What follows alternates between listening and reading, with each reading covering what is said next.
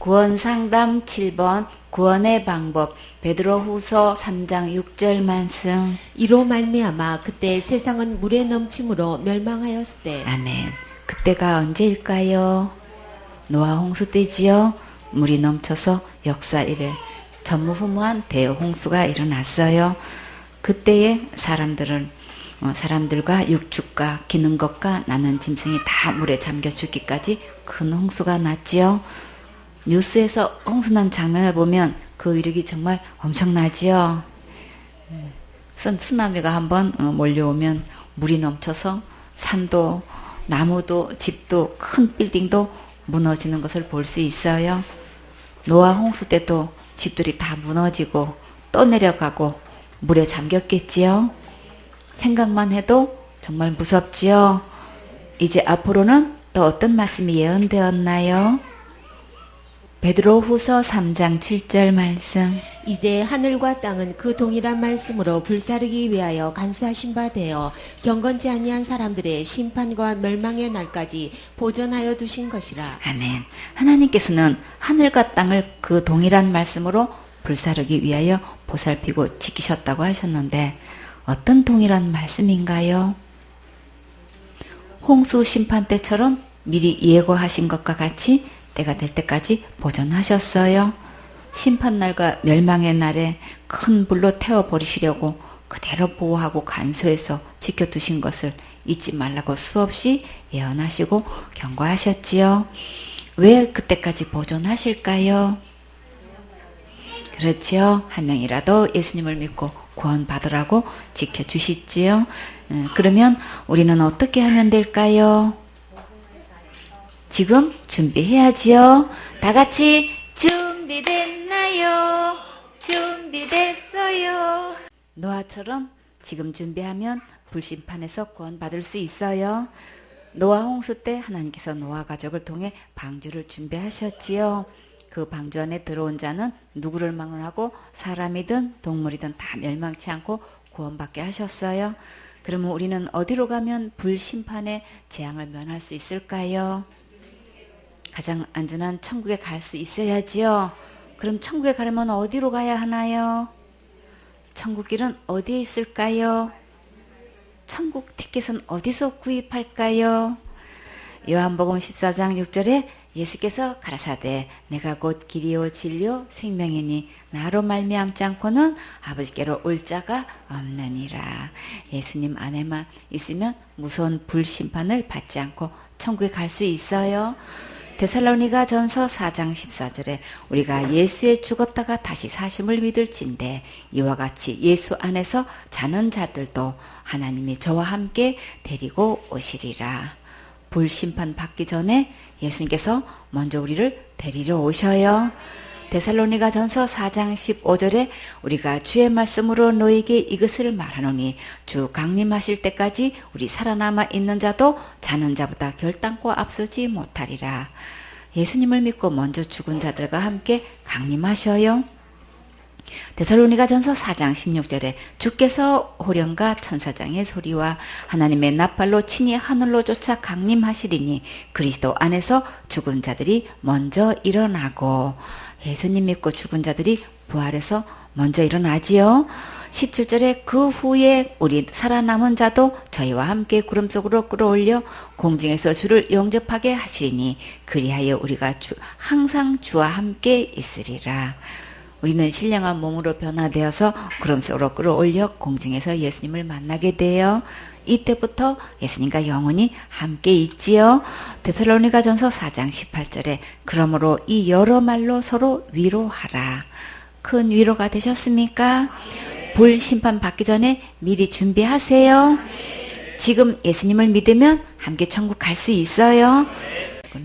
베드로후서 3장 8절 말씀. 사랑하는 자들아 주께는 하루가 천년 같고 천년이 하루 같은 이 한 가지를 잊지 말라. 아멘. 하나님의 시간과 우리의 시간 차이는 1000배도 아니고 천년이나 차이가 나지요. 시편 90편 4절에 주의 목전은 청년이 지나간 어제 같으며 밤의 한 경점 같을 뿐임이니이다. 경점은 하룻밤의 시간을 5경으로 이렇게 나누어 1시간마다 북과 징을 쳐서 시간을 알렸는데 한 경점은 밤에 1시쯤을 말해요. 그러니까 내일로 미루지 말고 지금 빨리 준비해야 되겠지요. 전도서 6장 6절에 저가 비록 천년의 갑절을 산다 할지라도 낙을 누리지 못하면 마침내 다 한 곳으로 돌아간 그뿐이 아니냐. 천년의 갑절이면 몇 년인가요? 2000년이지요. 몇 년을 더 오래 사느냐가 중요한 게 아니라 어떻게 사느냐가 중요하지요. 진정한 낙은 예수님 안에 있을 때만 영원한 보장이 되는 거예요. 예수님만 믿으면 영원한 행복이 영원토록 보장되어서 천국에서 행복하게 살 수 있어요. 베드로후서 3장 9절 말씀. 주의 약속은 어떤 이에 더디다고 생각하는 것 같이 더딘 것이 아니라 오직 너희를 대하여 오래 참으사 아무도 멸망치 않고 다 회개하기에 이르기를 원하시느니라. 아멘. 예수님께서 다시 오신다는 약속이 좀처럼 실현되지 않고 너무나 지연되고 있는 것처럼 보이지만 사실은 예수님께서 공연히 날짜를 연기하시는 게 아니고 단 한 삶이라도 회개하고 구원받아서 함께 천국 가기를 참고 기다리시는 거예요. 디모데전서 2장 4절에 하나님은 모든 사람이 구원을 받으며 진리를 아는 데 이르기를 원하시느니라. 누가 구원을 받아야 할까요? 가족이 구원받아야지요. 예수님은 모든 사람이 구원받기를 원하셔요. 구원은 무엇으로부터 구원인가요? 죄로부터 구원이지요. 우리가 어떻게 죄로부터 구원받을 수 있을까요? 예수님을 믿으면 죄로부터 구원받을 수 있지요. 예수님께서 어떻게 구원해 놓으셨나요? 요한복음 1장 29절에 이튿날 요한이 예수께서 자기에게 나오심을 보고 가로되 보라 세상 죄를 지고 가는 하나님의 어린 양이로다. 예수님께서 세상 죄 지고 가실 때 누구 죄도 지고 가셨나요? 내 죄도 지고 가셨지요. 시편 103편 12절에 동에서에서 먼 것 같이 우리 죄가를 우리에게서 멀리 옮기셨으며 예수님께서 우리 죄를 얼만큼 멀리 옮기셨나요? 동에서에서 먼 것 같이 다시는 만날 수 없는 곳으로 멀리 옮기셨지요. 이사야 38장 17절에 보옵소서 내게 큰 고통을 더하신 것은 내게 평안을 주려 하심이라. 주께서 나의 영혼을 사랑하사 멸망의 구덩이에서 건지셨고 나의 모든 죄는 주의 등 뒤에 던지셨나이다. 우리의 모든 죄는 누구에게 던지셨나요? 예수님의 등 뒤에 모두 던지셨지요. 그러면 이제 우리 죄가 있나요 없나요? 없지요. 죄가 하나도 없어야 천국 갈 수 있어요. 이사야 1장 18절에 여호와께서 말씀하시되 오라 우리가 서로 변론하자. 너희 죄가 좋은 같을지라도 눈과 같이 희어질 것이요 진홍같이 붉을지라도 양털같이 되리라. 죄가 주홍같이 많아도 눈과 같이 깨끗하게 희어질 것이고 큰 죄가 진홍같이 많아도 양털같이 되게 해주셔요. 그러니까 혼자 걱정하고 고민하지 마시고 예수님께로 오세요. 이미 모든 죄 깨끗하게 다 해결해 주셨어요. 이사야 43장 25절에 나 곧 나는 나를 위하여 내 허물을 도말하는 자니 내 죄를 기억지 아니하리라. 우리의 허물을 덮어버리시고 죄를 기억지도 않는다고 약속하셨어요. 이사야 44장 22절에 내가 내 허물을 빽빽한 구름에 사라진 같이 내 죄를 안개에 사라진 같이 도말하였으니 너는 내게로 돌아오라. 내가 너를 구속하였음이니라. 아무리 깜깜한 구름도 사라지게 되고 아무리 안개가 자욱해서 앞이 안 보일지라도 햇빛 한 번만 비치면 곧 사라지게 되지요. 그런 것처럼 우리가 지은 허물이 아무리 빽빽하게 많아도 예수님께서 다 없애버리셨으니까 안심하고 지금 예수님께로 돌아오면 돼요. 미가서 7장 19절에 다시 우리를 긍휼히 여기셔서 우리의 죄악을 발로 밟으시고 우리의 모든 죄를 깊은 바다에 던지시리이다. 세상에서 가장 깊은 바다가 어딜까요? 마리아나 해구가 가장 깊다고 하지요. 성경에서 가장 깊은 바다는 어디일까요? 지옥 갈래 모든 죄가 던져진 곳이 가장 깊은 바다예요. 로마서 10장 4절에 그리스도는 모든 믿는 자에게 의를 이루기 위하여 율법의 마침이 되시니라. 예수님께서 십자가에서 율법의 모든 요구를 한 방에 끝내주셨어요. 더 이상 율법이 죄의 형벌을 처벌하지 못하도록 예수님의 생명을 대신해서 완전히 해결하셨어요. 로마서 13장 10절에 사랑은 이웃에게 악을 행치 아니하나니 그러므로 사랑은 율법의 완성이니라. 사랑에는 하나님의 사랑과 이웃 사랑이 있지요. 예수님의 그 크신 사랑으로 율법의 요구를 십자가의 죽음으로 완성시키셨어요. 십자가에서 다 이루어 놓으신 예수님의 구원을 믿으면 진짜 회개한 거예요. 이 예수님은 오늘도 모든 사람이 예수님께로 돌아와서 영원한 구원을 받기를 간절히 기다리셔요. 베드로후서 3장 10절 말씀. 그러나 주의 날이 도적같이 오리니 그날에는 하늘이 큰 소리로 떠나가고 체질이 뜨거운 불에 풀어지고 땅과 그 중에 있는 모든 일이 드러나리로다. 아멘. 주의 날이 마치 도적같이 오신다는 것은 생각지 않은 때에 오신다는 뜻이에요. 저는 결혼이라도 한번 해보고 오시면 안 될까요? 저는 장가 한번 가야지 안 되겠어요? 이제 결혼했으니까 예쁜 아기는 한 번이라도 낳고 싶은데요. 여태까지 밤낮 공부했는데 대학은 가야 되지 않겠어요? 외국 가서 박사학위까지 받았는데 좋은데 취직 한번 해보고 가고 싶은데요. 늙음하게 손자라도 보고 가고 싶은데요. 이렇게 다 자기 계획, 자기 생각, 자기 마음의 소원들이 있지만 그러나 내일 일은 주님께 맡겨야지요. 주님께서 오늘 하루를 주셨을 때 최선을 다해서 각자 맡은 일에 충성하시고 예배 성공하세요. 그날에 하늘은 요란한 소리를 내며 큰 소리로 떠나가며 사라지고 땅과 땅에 있는 모든 것과 천체가 다 불타버리고 없어진다고 하셨어요. 우리 귀는 너무 큰 소리도 듣지 못하고 너무 작은 소리도 듣지 못하지요. 천체가 떠나가는 소리를 우리 귀로 과연 들을 수 있을까요?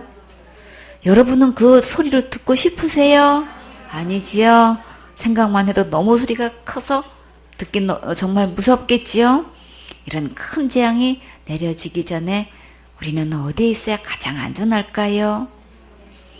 예수님과 함께 천국에 있어야 가장 안전하지요.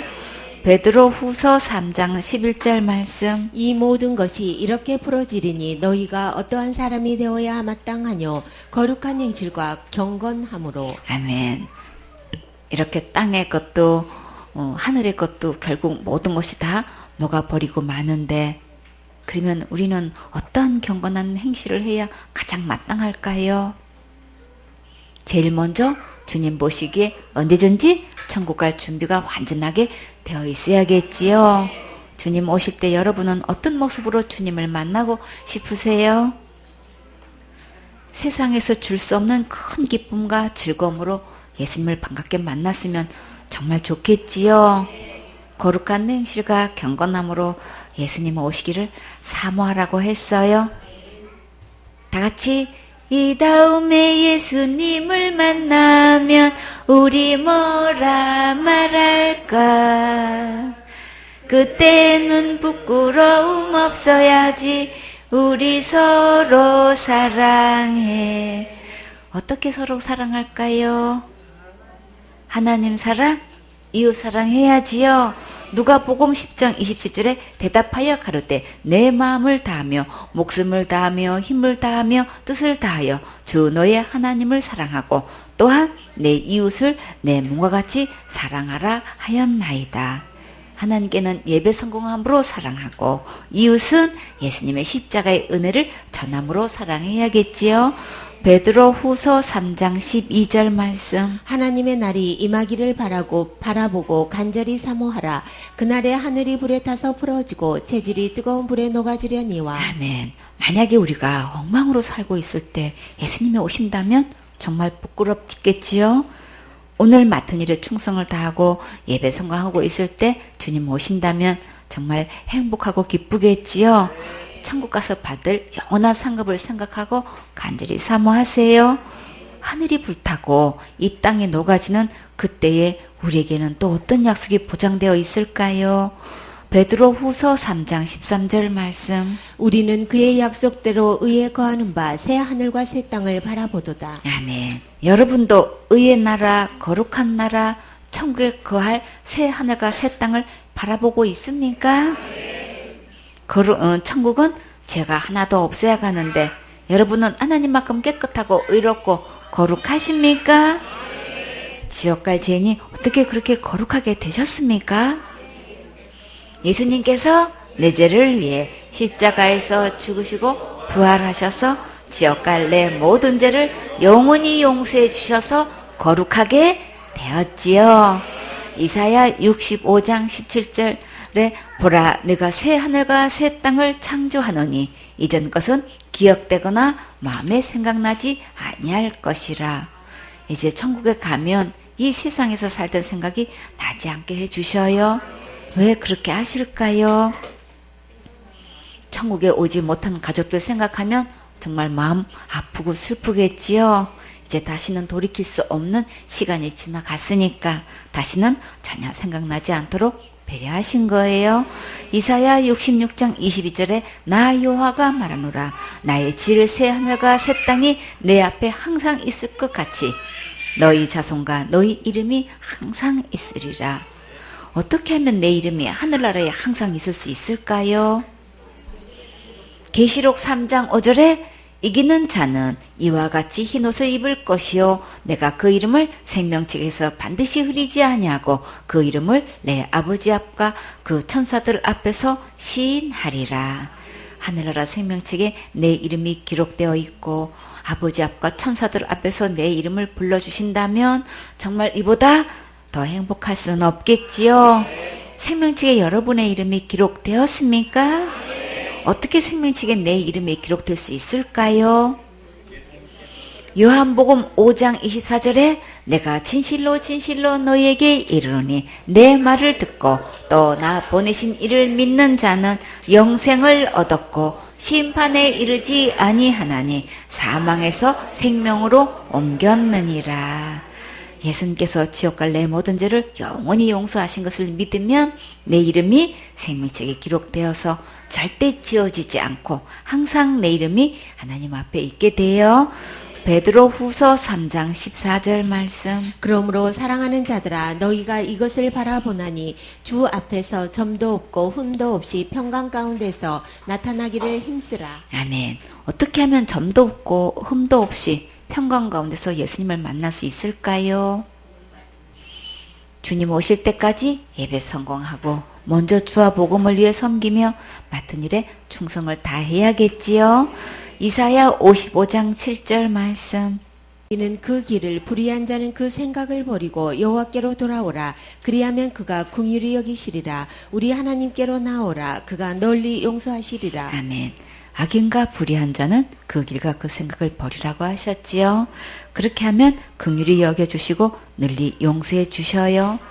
지금까지 진리의 말씀이 아닌 다른 교훈들을 들어왔기 때문에 무엇이 다른지 분별이 필요하겠지요. 학설과 교리와 신학과 전통으로 길이 나 있고 윤리 도덕으로 온통 생각을 다 차지하고 있어요. 이제 교묘하게 속임당한 바리새인 누룩을 과감하게 베어버리고 참된 진리의 말씀으로 오세요. 이사야 55장 8절 말씀. 여호와의 말씀에 내 생각은 너희 생각과 다르며 내 길은 너희 길과 달라서. 아멘. 우리의 생각은 큰 죄를 지었냐 작은 죄를 지었냐에 관심을 가지고 있지요.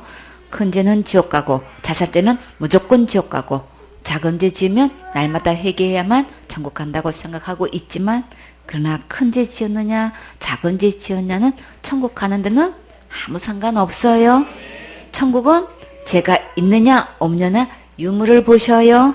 우리 생각과 하나님의 생각은 진짜 너무나 다르지요.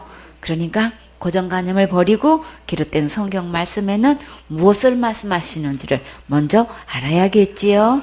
이사야 55장 9절 말씀. 하늘이 땅보다 높음 같이 내 길은 너희 길보다 높으며 내 생각은 너희 생각보다 높으니라. 아멘.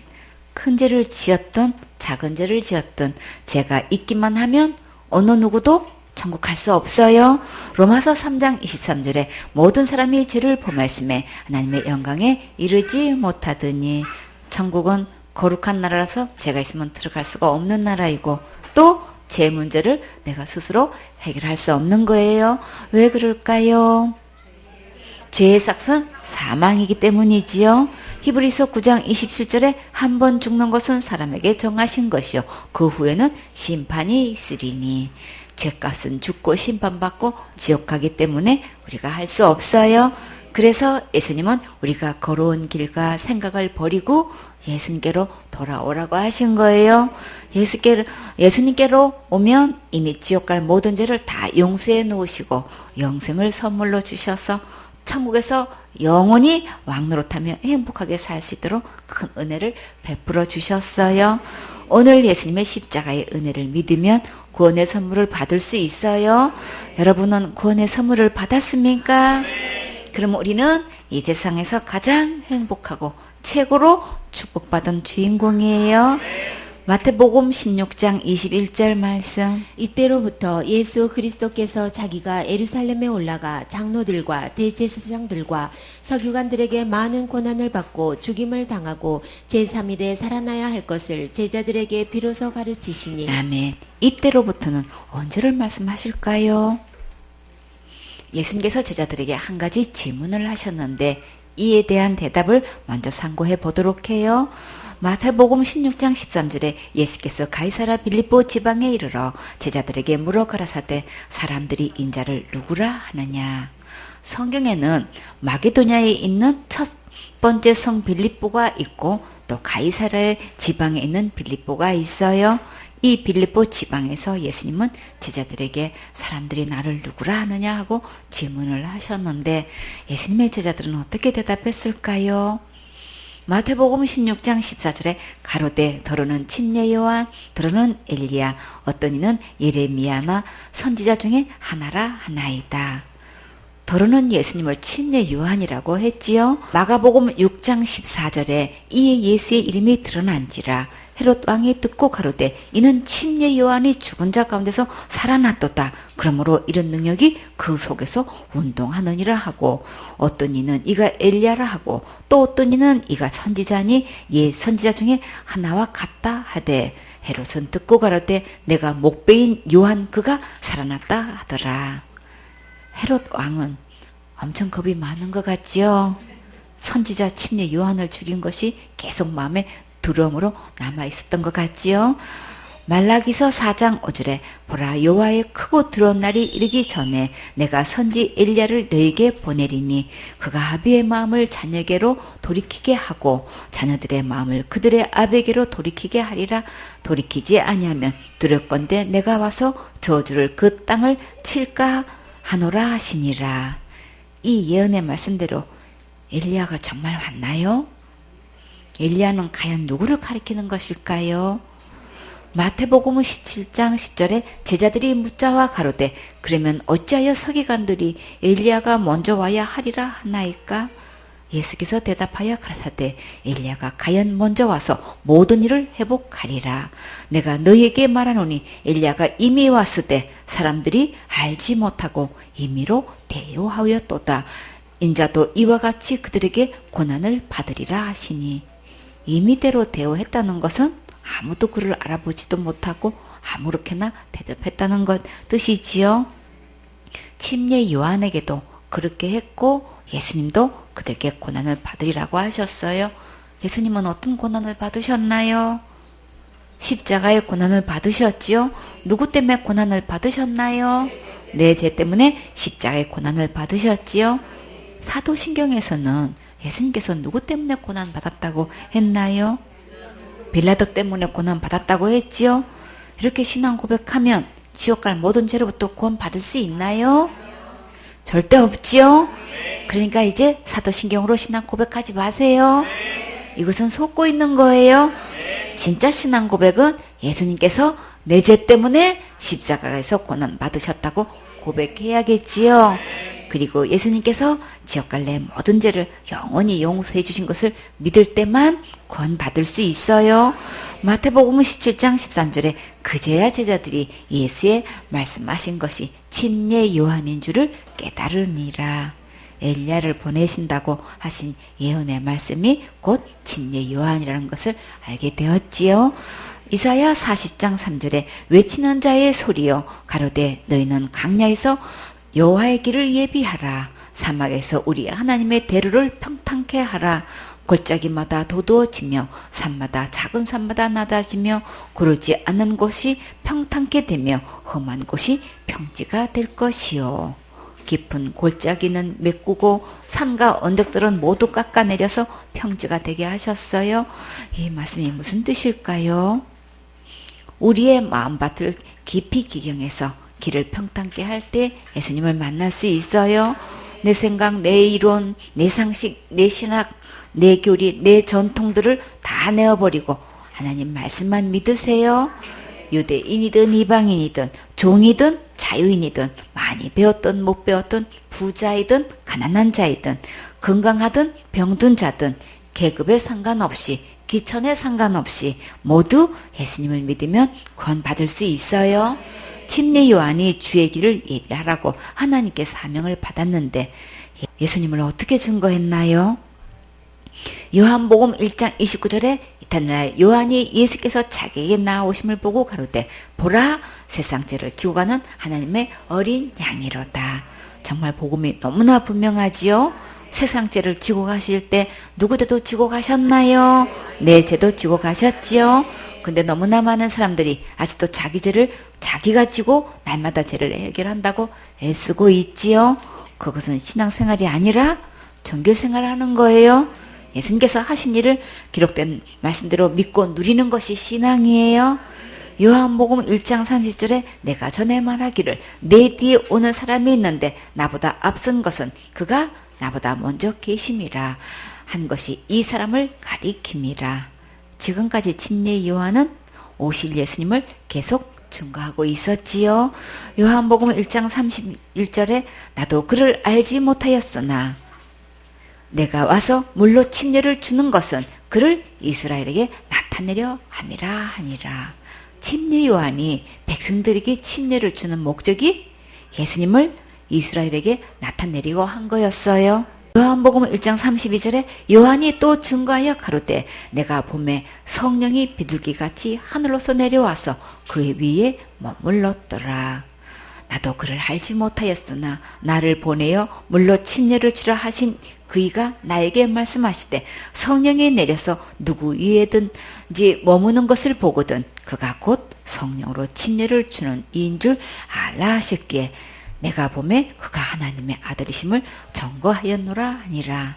하나님께서 앞서 행하셔서 정확하게 예수님이 누구신지라는 것을 보여주셨어요.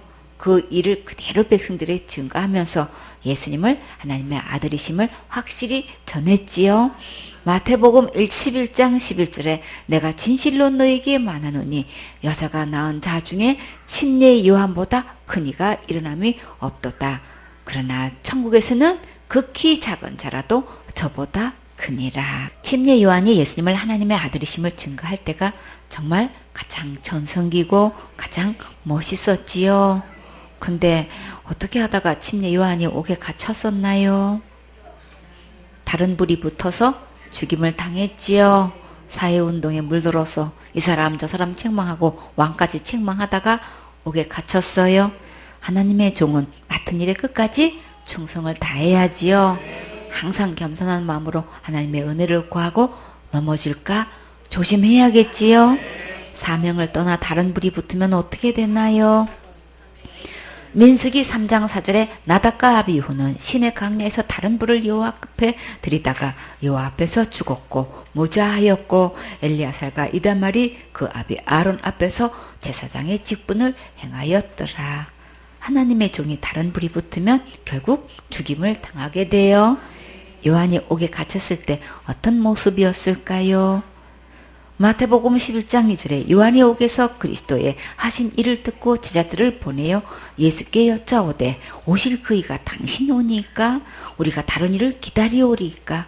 예수께서 대답하여 가라사대 너희가 가서 듣고 보는 것을 요한에게 고하되 소경이 보며 안전뱅이가 걸으며 문둥이가 깨끗함을 받으며 귀몰거리가 들으며 죽은 자가 살아나며 가난한 자에게 복음이 전파된다 하라.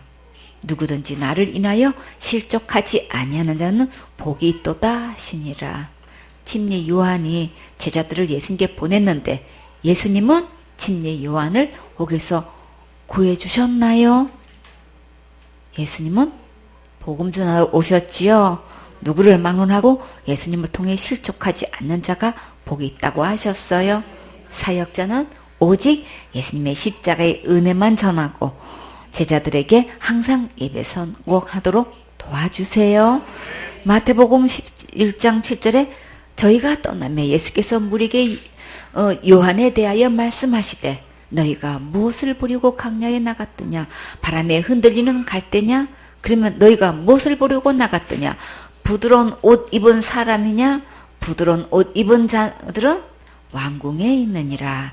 그러면 너희가 어찌하여 나갔더냐? 선지자를 보려더냐? 옳다. 내가 너희에게 이르노니 선지자보다 나은 자니라. 침례 요한은 선지자보다 나은 자라고 하셨지요. 직접 예수님을 뵙고 증거할 수 있는 특별한 은혜를 입었지요. 마태복음 11장 10절에 기록된 바 보라 내가 내 사자를 내 앞에 보내노니 저가 내 길을 내 앞에 예비하리라 하신 것이 이 사람에 대한 말씀이니라. 침례 요한의 사명은 끝까지 예수님의 길을 예배하면 되는 거예요. 다른 불이 붙어서 이런 지경에 빠졌을 때 예수님께서 도와주지 않으니까 결국 실족했어요. 마태복음 11장 11절에 내가 진실로 너희에게 말하노니 여자가 낳은 자 중에 침례 요한보다 큰 이가 일어남이 없도다. 그러나 천국에서는 극히 작은 자라도 저보다 크니라. 예수님을 끝까지 증거하는 자가 가장 전성기고 가장 큰 자이고 가장 상급이 많은 자예요. 맡은 자의 구할 것은 끝까지 충성하는 거예요. 마태복음 11장 12절에 침례 요한의 때부터 지금까지 천국은 침노를 당하나니 침노하는 자는 빼앗느니라. 여러분은 천국을 빼앗았습니까? 천국은 믿음으로 받는 거예요. 마태복음 11장 13절에 모든 선지자의 및 율법에 예언한 것이 요한까지니 만일 너희가 즐겨받을진대 오리라 한 엘리야가 곧 이 사람이니라. 귀 있는 자는 들을지어다. 사람들은 예수님을 침례 요한이라고 하는 자들이 있었지만 예수님께서는 예언하신 말씀대로 오리라 한 엘리사가 곧 침례 요한이라고 직접 말씀하셨지요. 또 사람들은 예수님을 왜 엘리야라고 했을까요? 예수님께서 엘리야처럼 능력을 많이 행하셔서 그랬을까요? 하나님께서 엘리야를 통해 어떤 기적들을 베풀어 주셨는지 한번 볼까요? 열왕기상 17장 1절에 길르앗에 우거하는 자 중에 디셋 사람 엘리야가 아합에게 고하되 나의 섬기는 이스라엘 하나님 여호와의 사심을 가리켜 맹세하노니 내 말이 없으면 수년 동안 우로가 있지 아니하리라 하니라. 엘리야의 기도 한마디에 정말 비가 3년 반 동안 오지 않았지요. 비가 3년 동안 오지 않았으면 가난한 자들은 정말 먹고 살기 힘들었겠지요. 이때에 하나님께서 엘리야에게 시돈에 속한 사르밧 가부에게 가부가 있는 곳에 가서 살도록 인도하셨어요. 하나님의 종은 하나님께서 책임지시고 먹이 살리셔요. 그동안 그리 시냇가에 있을 때에 하나님께서 까마귀를 통해 고기와 떡을 먹을 것을 공급해 주셨지요. 이제 시냇물이 말랐을 때에 주님께서 새로운 길을 열어주셨어요. 열왕기상 17장 8절에 여호와의 말씀이 엘리야에게 임하여 가라사대 너는 일어나 시돈에 속한 사르밧으로 가서 거기 유하라. 내가 그곳 가부에게 명하여 너를 공개하게 하였느니라. 하나님께서 누구를 통해 공개하기를 원하시는지 두루 살펴보시고 그 주인공을 찾고 계셔요.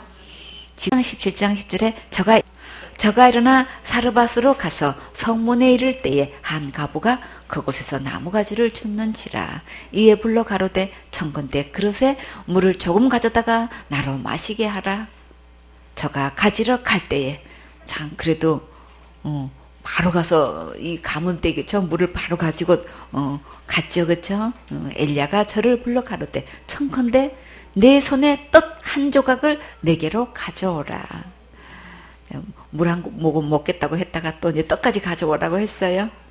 그때 저가 가로되 당신의 하나님 여호와의 사심을 가리켜 맹세하노니 나는 떡이 없고 다만 통에 가루 한 움큼과 병에 기름 조금이라 내가 조금뿐이라 내가 나무가지 두엇을 주었다가 나와 내 아들을 위하여 음식을 만들어 먹고 그 후에는 죽으리라.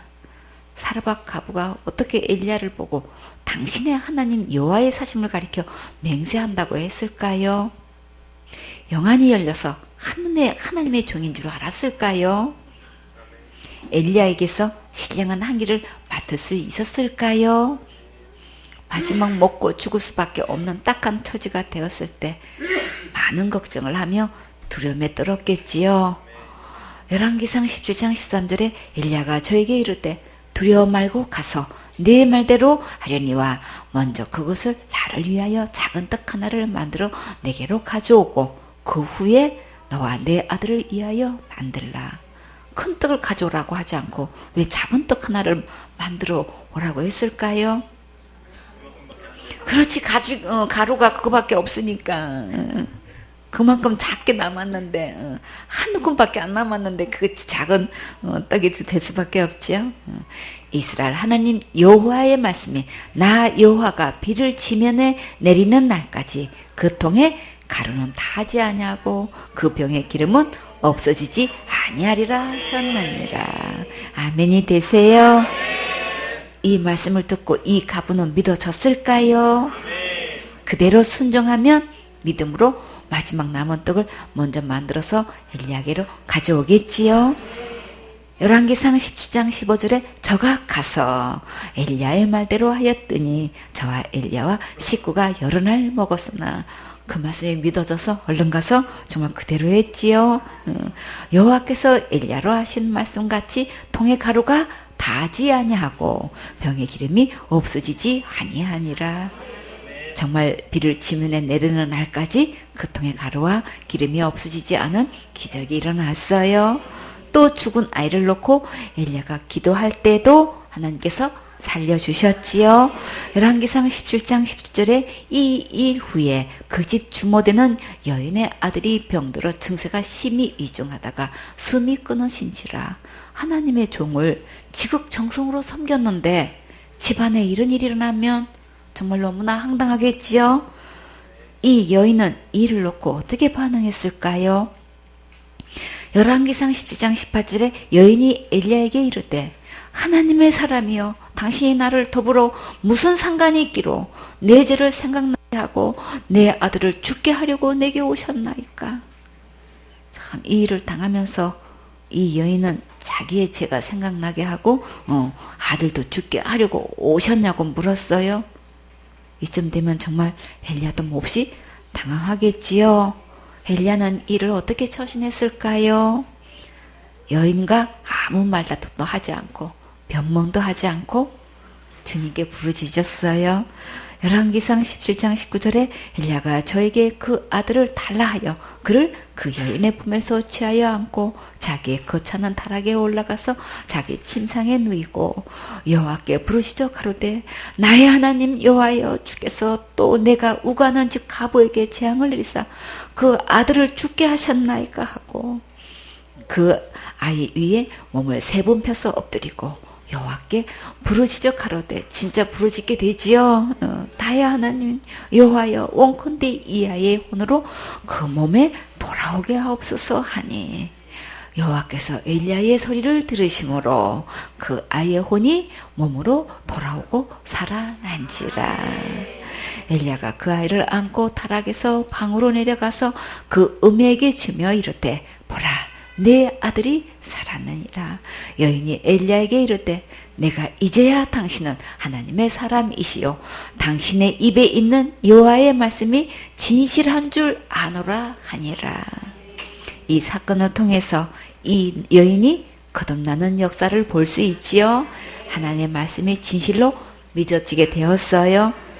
머리로만 아는 것이 아니라 중심으로 믿어지는 진정한 축복이 임했지요. 여러분의 그 섬김과 헌신이 하나님께 보시고 어떻게 갚아 주셨나요? 예수님의 십자가의 복음이 진실로 깨달아지는 특별한 은혜를 주셨지요. 진짜 영원한 축복은 나와 내 가족이 함께 항상 예배 성공하고 천국 가는 거예요. 정말 사르밧 가부는 진짜 영원한 은혜를 입었지요. 생소원의 식구들은 모두 이 아름다운 축복을 받으세요. 엘리야는 또 갈멜산 전투에서 850대 1로 싸울 때에 바알이 하나님인가 여호와 하나님이 진짜 하나님인가를 겨룰 때에 엘리야가 간절히 기도했지요. 열왕기상 18장 38절에 이에 여호와의 불이 내려서 번제단과 나무와 돌과 흙을 태우고 또 도랑에 물을 핥은지라 모든 백성이 보고 엎드려 말하되 여호와 그는 하나님이시로다 여호와 그는 하나님이시로다 하니 진짜 하나님은 여호와 하나님이시라고 모든 백성들이 보고 엎드려 고백했어요. 하나님의 소원은 모든 사람이 진짜 하나님께 예배드리기를 원하시지요. 너무나 많은 사람들이 속아서 다른 하나님, 다른 예수를 믿고 있기 때문에 지금도 갈멜산 전투는 계속되고 있어요. 열왕기하 1장 2절에 아하시아가 사마리아에 있는 그 다락 난간에서 떨어져 병들매 사자를 보내며 저희들어 이르되 가서 에글론의 신 바알세불에게 이 병이 낫겠나 물어보라 하니라. 우리가 살다가 병이 들게 되면 그 문제를 누구에게 가지고 가야 할까요? 하나님께로 가지고 가야겠지요. 근데 아시아 왕이 이방 우상에게 물어보려고 사람을 보냈으니 과연 그 결과가 어떻게 될까요? 1장 3절에 여호와의 사자가 디세 사람 엘리야에게 이르시되 너는 일어나 올라가서 사마리아 왕의 사자를 만나서 저에게 이르기를 이스라엘의 하나님이 없어서 너희가 에글론의 신 바알세불에게 물으러 가느냐. 그러므로 여호와의 말씀이 네가 올라간 침상에서 내려오지 못할지라 네가 반드시 죽으리라 하셨다 하라. 엘리야가 이에 가니라. 이 말을 신하들에게 전하니까 왕이 엘리야에게 사람을 보내어 데려오라고 했어요. 이때 왕이 하나님께 심히 잘못했으니 엘리야 보고 와서 기도해달라고 했으면 문제는 달라지지요. 열왕기하 1장 9절에 이에 50부장과 그 50인을 엘리야에게로 보내매 저가 엘리야에게로 올라가서 본즉 산 꼭대기에 앉았는지라. 저가 엘리야에게 이르되 하나님의 사람이여 왕의 말씀이 내려오라 하셨나이다. 그도 엘리야를 하나님의 사람으로 부르고 있죠.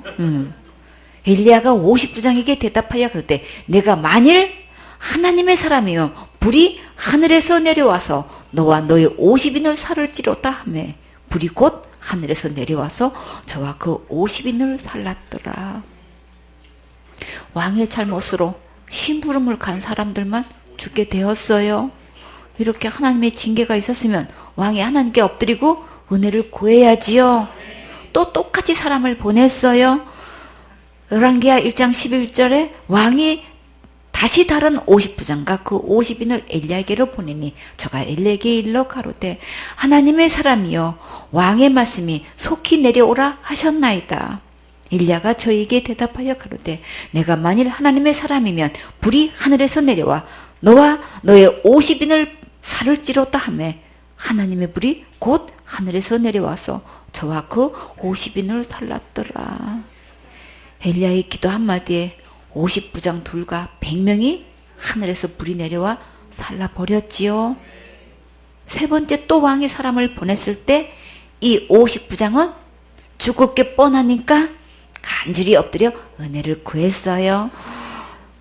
열왕기하 1장 13절에 왕이 세 번째 50부장과 그 50인을 보낸지라. 셋째 50부장이 올라가서 엘리야의 앞에 이르러 꿇어 엎드려 간구하여 가로되 하나님의 사람이여 원컨대 나의 생명과 당신의 종인 이 50인의 생명을 당신은 기이 보소서.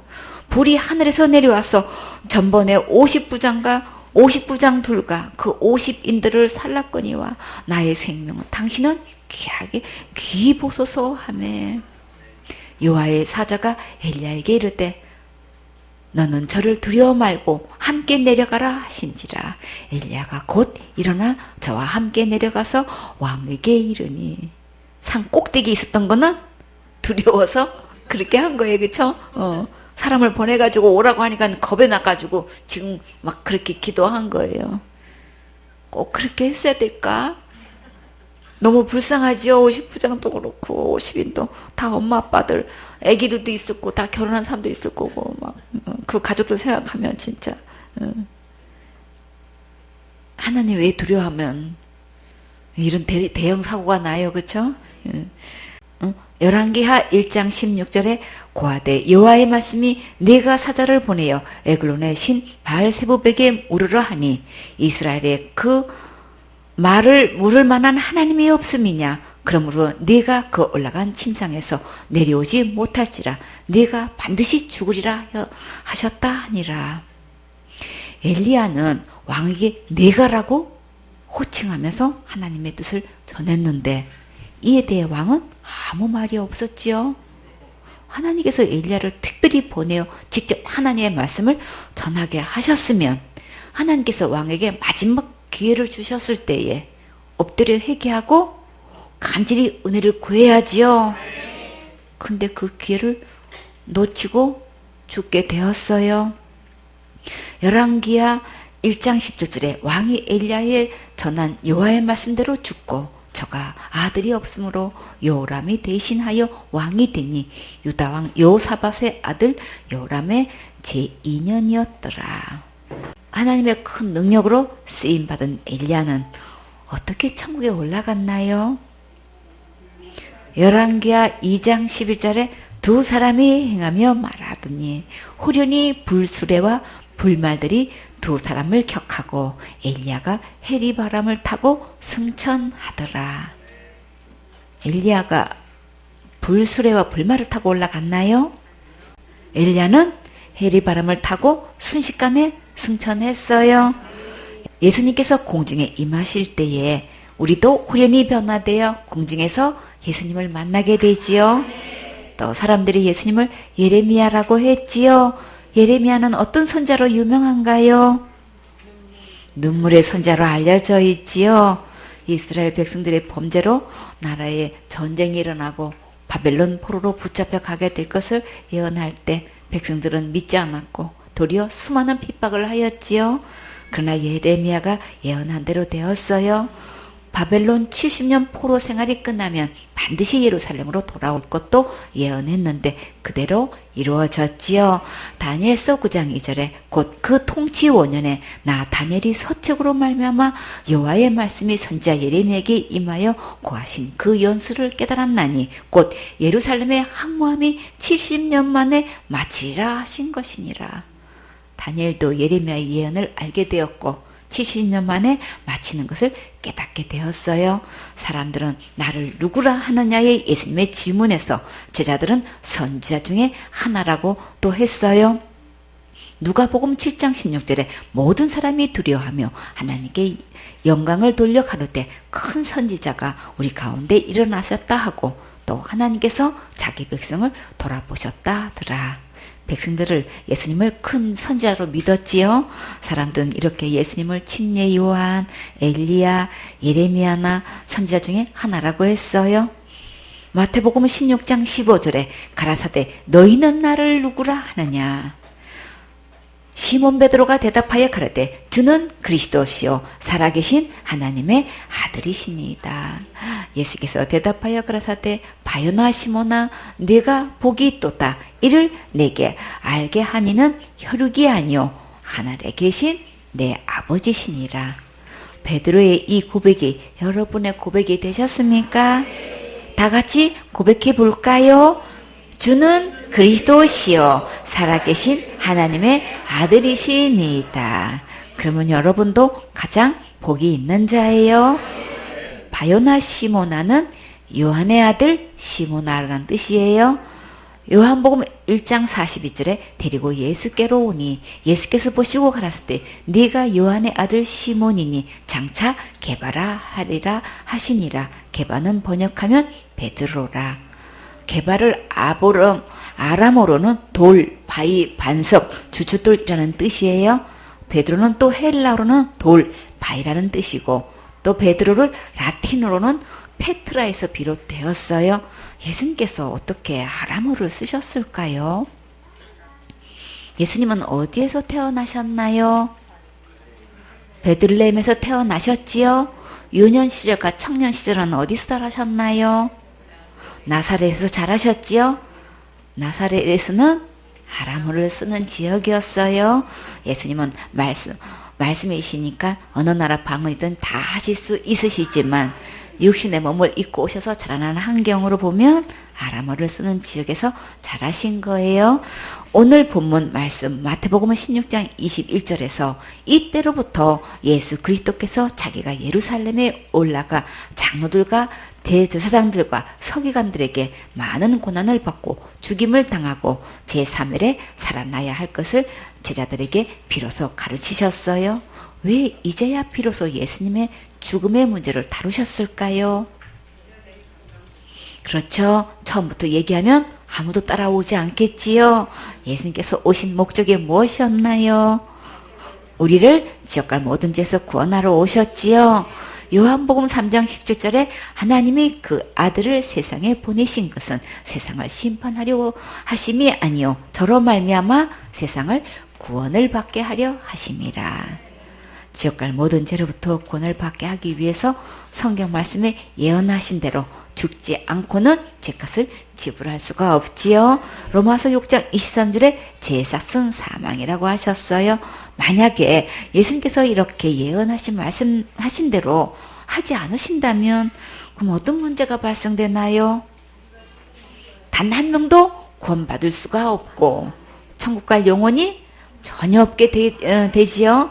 예수님의 이 말씀을 듣고 그런데 베드로는 어떻게 반응했나요? 베드로가 어떻게 반응했는지는 다음 시간에 봐요.